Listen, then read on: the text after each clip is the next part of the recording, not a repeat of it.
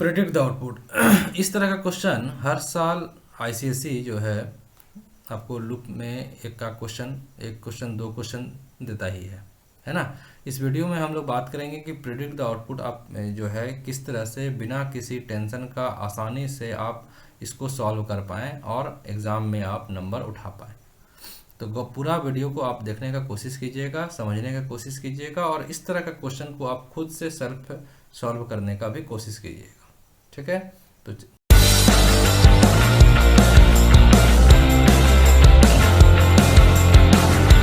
ठीक है, क्वेश्चन को थोड़ा सा आपको ध्यान देने का ज़रूरत है। क्वेश्चन में एक एक लाइन में एक एक वर्ड पे हर चीज़ पर आपको ध्यान देना है। तो सबसे पहला लाइन है इंट p इक्वल टू 200, है ना। ये लाइन का मतलब क्या है कि सबसे पहला चीज़ कि जावा में कोई भी वेरिएबल, यहाँ पर आप देख सकते हैं p नाम, p जो है एक वेरिएबल है। ये p वेरिएबल क्या कंटेन कर रहा है, तो 200। जावा आपको मालूम होगा कि जावा स्ट्रिक्टली टाइप्ड है, दैट्स वाई आपको कोई भी वेरिएबल यूज़ करने से पहले बताना पड़ेगा कि आप वो वेरिएबल क्या, किस तरह का वैल्यू को वो कंटेन कर रहा है। सो ये डाटा टाइप रिक्वायर्ड है। क्या लिखा हुआ है, इंट p इक्वल टू 200। जैसे ही ये लाइन जेवीएम को मिलेगा वो मेमोरी में 4 बाइट का वो जगह बनाएगा और उसका क्या नाम देगा, तो p नाम दिया। अकॉर्डिंग टू आप इस लाइन से लिखा हुआ है p equal to 200, that means ये 200 जाके p नाम के वेरिएबल में स्टोर हो जाएगा। तो ये पहला लाइन का काम खत्म, इतना ही था। नाउ नेक्स्ट लाइन में अगर हम जाएं तो लिखा हुआ है वाइल ट्रू। आपको मालूम है वाइल लूप, ठीक, वाइल कीवर्ड है, ठीक, ओके। नाउ नेक्स्ट लाइन लिखा है ट्रू। इस पार्ट में ये जगह पे हम लोग वाइल लूप का, अगर आपको स्ट्रक्चर ध्यान में होगा, आप पढ़े होंगे, तो वाइल के बाद ब्रैकेट में हम लोग लिखते हैं कंडीशन, है ना। यहाँ पर हम लोग कंडीशन देते हैं। कंडीशन ऐसा स्टेटमेंट होता है जो रिजल्ट करता है बुलियन टाइप में, यानी ट्रू या फॉल्स के रूप में ही रिजल्ट करे, वैसा ही एक्सप्रेशन यहाँ पर लिखने का है। नॉर्मल स्टेटमेंट यहाँ पर आप नहीं लिख सकते हैं। अगर आप नॉर्मल स्टेटमेंट लिखते हैं अदर देन बुलियन एक्सप्रेशन तो आपको कंपाइल टाइम एरर आएगा, कंपाइलेशन एरर आपको जावा यहाँ पर जनरेट करेगा। ठीक है, तो यहाँ पर आपको ऐसा स्टेटमेंट रखना है, ऐसा स्टेटमेंट हम लोग को लिखने का ये है, जावा बनाया है कि आप यहाँ पर एक बुलियन एक्सप्रेशन ही यहाँ पर आप दे सकते हैं, वैसा एक्सप्रेशन जो रिजल्ट करे ट्रू या फिर फॉल्स में। अच्छा, इसी को हम लोग कंडीशनल स्टेटमेंट भी बोलते हैं ना। वाइल के बाद जब ट्रू लिख दिया है, दैट मीन्स यहाँ पर एक डिफ़ॉल्ट वैल्यू सेट कर दिया है, क्या, तो ट्रू, है ना। क्या लिखा हुआ है यहाँ, ट्रू। तो नियम यह है कि ये कंडीशन, जो कंडीशनल यहाँ पर जो हम एक्सप्रेशन लिखा हुआ रहता है, जहाँ पर ट्रू लिखा हुआ है, ये एक्सप्रेशन, ये जो कंडीशनल एक्सप्रेशन है, ये एक्सप्रेशन जब तक ट्रू रहेगा तब तक लूप के अंदर आएगा, है ना। जब तक ये ट्रू रहेगा तभी लूप के अंदर आएगा। अगर यहाँ पर वाइल के बाद जो कंडीशन है, अगर ये कंडीशन फॉल्स होता है तभी जाके लूप हमारा ब्रेक करता है। अब है क्या कि लूप जो है यहाँ पर हम देख सकते हैं कि वाइल के बाद यहाँ पर कंडीशन क्या लिखा हुआ है, ट्रू। क्योंकि यहाँ पर ट्रू लिखा हुआ है तो अब क्या करेगा, सीधा लूप के अंदर आ जाएगा, क्योंकि कंडीशन यहाँ पर ट्रू है। ये कंडीशन एक्सप्रेशन या तो ट्रू या फॉल्स होना चाहिए, बट यहाँ पर ट्रू है तो सीधा लूप के अंदर आ जाएगा। क्या हुआ next line, if p is less than 100, if p is less than 100, p का वैल्यू कितना है, तो यहाँ पर आप देख सकते हैं p का वैल्यू स्टोर है 200, तो 200 इज़ लेस देन 100, यानी 200 लेस देन, इस तरह से आप इसको देख सकते हैं लिख के, 200 लेस देन 0, हाँ सॉरी 200 लेस देन 100। ये एक्सप्रेशन ट्रू है या फॉल्स है, तो ये सिंपली कोई भी बोल सकता है कि ये एक्सप्रेशन फॉल्स है। तो जब ये फॉल्स हो गया, ये एक्सप्रेशन जब फॉल्स हो गया तो ये ब्रेक स्टेटमेंट एग्जीक्यूट नहीं करेगा। ये इफ़ के बाद जो कंडीशन है, इफ़ के बाद हम यहाँ पर जो कंडीशन है, ये कंडीशन चूँकि ट्रू होने पर ही ये स्टेटमेंट एग्जीक्यूट करेगा, लेकिन ये कंडीशन क्या है, तो फॉल्स है, तो नाउ ये स्टेटमेंट को एग्जीक्यूट, ये ब्रेक स्टेटमेंट को एग्जीक्यूट नहीं करेगा। नाउ अब नेक्स्ट लाइन क्या है, p equal to p minus 20। अब सबसे पहले चूँकि ये यहाँ पर आपका असाइनमेंट ऑपरेटर लगा हुआ है, इस कारण से ये सबसे राइट साइड में जो भी एक्सप्रेशन है, इसको सॉल्व करके जो वैल्यू आएगा, ये वैल्यू को लेफ्ट साइड के वेरिएबल में स्टोर करने का नियम है। तो p का वैल्यू कितना है, तो p का वैल्यू 200 माइनस 20, कितना हो गया 180। ये 180 जाके किस में स्टोर होगा P में।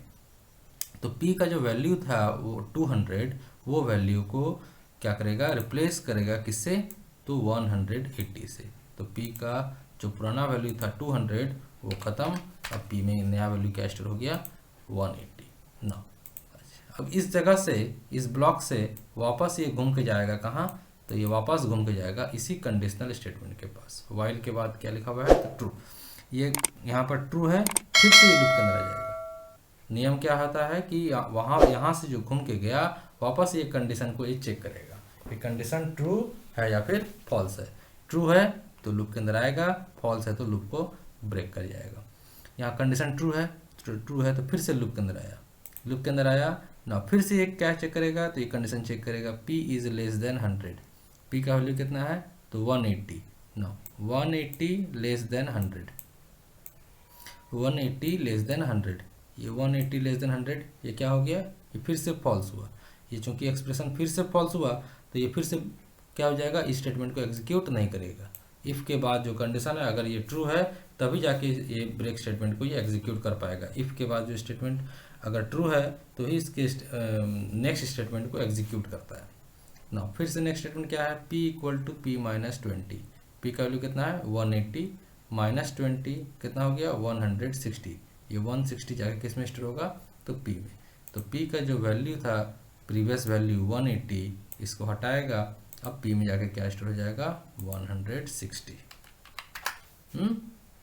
160 फिर से क्या करेगा, इस ब्लॉक से घूम के जाएगा वापस, फिर से जाके कंडीशन को वो चेक करेगा। वाइल के बाद फिर से कंडीशन क्या है, तो यहाँ पर डिफ़ॉल्ट दिया हुआ है ट्रू, तो ट्रू है, फिर से लूप के अंदर आएगा। लूप के अंदर आया तो फिर से क्या करेगा, अगेन इफ कंडीशन चेक होगा, फिर से इफ P का वैल्यू चेक करेगा। P का वैल्यू कितना है, तो 160 लेस देन 100, फिर से ये क्या होगा फॉल्स हो जाएगा। तो फिर ये स्टेटमेंट का एग्जीक्यूट, ये ब्रेक स्टेटमेंट का एग्जीक्यूट नहीं करेगा। फिर नेक्स्ट स्टेटमेंट क्या है, P equal to P minus 20। P का वैल्यू कितना 160 माइनस 20 कितना हो गया 140। ये 140 जाके किस में स्टोर करेगा, तो P में। फिर से P का जो वैल्यू था 160 इसको रिमूव करेगा और P में आके आप कितना स्टोर हो जाएगा 140।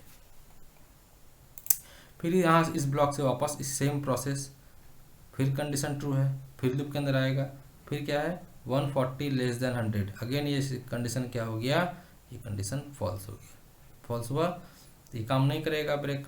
Next P equal to P minus 20। P का वैल्यू कितना है 140 माइनस 20 कितना हो गया 120। ये 120 जाके किस में स्टोर करेगा P में, है ना। तो P का जो वैल्यू था प्रीवियस वैल्यू इसको हटाएगा, अब वापस P में आके अब कितना स्टोर हो जाएगा 120। ठीक 120 स्टोर हुआ। फिर इसी ब्लॉक से वापस घूर के गया। अब वाइल के बाद फिर से कंडीशन क्या है, कंडीशन तो ट्रू है, फिर से कंडीशन ट्रू है तो लूप के अंदर आया। If P is less than 100, P का वैल्यू कितना है 120 लेस देन 100। ये फिर से क्या हो गया कंडीशन फॉल्स, कंडीशन फॉल्स हुआ तो ये ब्रेक करेगा नहीं करेगा। नाउ नेक्स्ट लाइन क्या है, P equal to P minus 20। P का वैल्यू कितना 120 माइनस 20, अब P में जाकर क्या स्टोर होगा 100। अब ये P का वैल्यू को इसको हटाएगा और इन प्लेस ऑफ 120 अब P में जाके क्या स्टोर हो गया तो 100। ओके ना, अब अगेन यहाँ कहाँ होगा, यहाँ से फिर से कंडीशन क्या करेगा, ये चेक करेगा। यहाँ पर चूँकि कंडीशन है नहीं, ट्रू लिखा हुआ है डिफ़ॉल्ट, तो फिर से लूप के अंदर आएगा ना। अगेन ये क्या करेगा, कंडीशन चेक करेगा। P is less than 100, P का वैल्यू कितना है 100 लेस देन 100, फिर से ये फॉल्स हो गया 100 इज लेस देन 100। ये देख सकते हैं कि 100 लेस देन 100 ये फॉल्स हो गया, है ना। ये फॉल्स होने के कारण ये फिर से ये क्या करेगा, ब्रेक होगा नहीं होगा। ये ब्रेक कब होगा, जब ये कंडीशन ट्रू होगा। फिर से ये ब्रेक नहीं हुआ। P equal to P minus 20। P का वैल्यू कितना है 100 माइनस 20 कितना हो गया 80। ये 80 जाके किस में स्टोर होगा P में। तो P का जो प्रीवियस वैल्यू था कितना 100, इसको हटा के अब P में क्या स्टोर कर देगा, तो P में स्टोर हो गया 80। ठीक, P में क्या स्टोर हुआ 80। वापस यहाँ से फिर से गया, फिर से कंडीशन ट्रू है, लूप के अंदर आ गया। Now if P is less than 100, again P का वैल्यू कितना है 80। 80 इज लेस देन 100, क्या हो जाएगा 80 इज लेस देन 100, ये ट्रू हुआ ना। नाउ अब इस बार 80 इज लेस देन, अब देख सकते हैं 100, ये अब ये कंडीशन क्या हो गया, ट्रू हो गया। ये ट्रू हो गया तो नाउ ये ब्रेक स्टेटमेंट को ये अब एग्जीक्यूट करेगा। ब्रेक का काम क्या है, to transfer the flow of execution outside of the loop. Break का काम है लूप से बाहर फ्लो ऑफ एग्जीक्यूशन को बाहर लाने का। यहाँ से ये पूरा लूप को टर्मिनेट कर दिया, अब फ्लो ऑफ एग्जीक्यूशन आ गया इस लाइन में। क्या पर, तो प्रिंट स्टेटमेंट में क्या प्रिंट करना है, तो p का वैल्यू है कितना 80, यानी इस प्रोग्राम का आउटपुट क्या आएगा, तो 80 है ना। ऐसा आपको क्वेश्चन रहता है हर साल, इस तरह से एक क्वेश्चन रहेगा, इसको आप चेक भी कर सकते हैं।